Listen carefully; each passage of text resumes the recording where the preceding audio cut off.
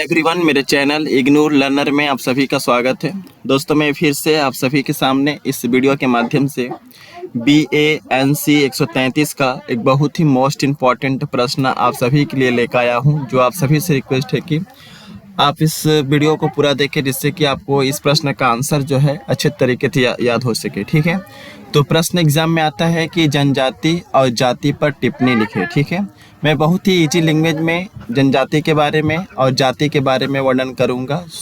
सो आपसे रिक्वेस्ट है कि आप इस वीडियो को ज़रूर से ज़रूर पूरा देखिए। ठीक है, तो सबसे पहले हेडिंग डालेंगे और हेडिंग के अंतर्गत आपको लिखना है जनजाति और जाति। ठीक है, इस हेडिंग के अंतर्गत आपको लिखना है कि जनजाति और जाति दोनों ही भारतीय समाज की दो ऐसी महत्वपूर्ण सामाजिक व्यवस्थाएं हैं जो हमारे समाज में मौजूद है। ठीक है, तो जनजाति और जाति दोनों ही भारतीय समाज की क्या है, दो ऐसी महत्वपूर्ण सामाजिक व्यवस्थाएं हैं जो हमारे समाज में क्या है, मौजूद है, हमारे समाज में क्या है, अवस्थित है।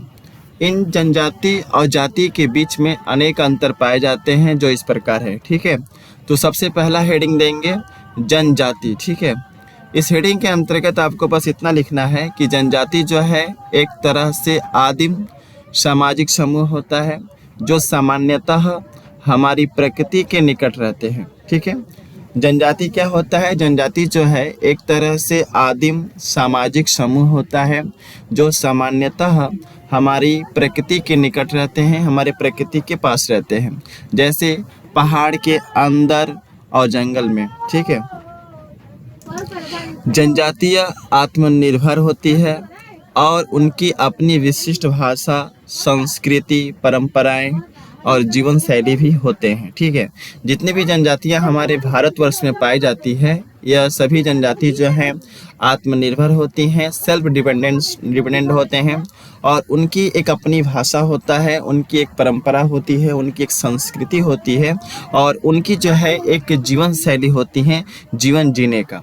हमारे भारत में गोंड, भील, संथाल जैसे प्रमुख जनजातियां देखने को मिलती है। ठीक है, तो हमारे देश में किस तरह के जनजाति देखने को मिलती हैं, गोंड, भील, संथाल जैसे प्रमुख जनजातियां जो हैं पहाड़ी इलाकों में या जंगलों में जो है इस तरह की जनजातियां को हम देखते हैं। अगला हेडिंग डालेंगे और लिखेंगे जाति। इस हेडिंग के अंतर्गत आपको लिखना है कि जाति जो है एक तरह से सामाजिक वर्गीकरण प्रणाली होता है जो मुख्यतः जन्म आधारित होता है। जाति क्या है, जाति जो है एक तरह से सामाजिक वर्गीकरण प्रणाली होता है जो मुख्यतः जन्म आधारित होता है।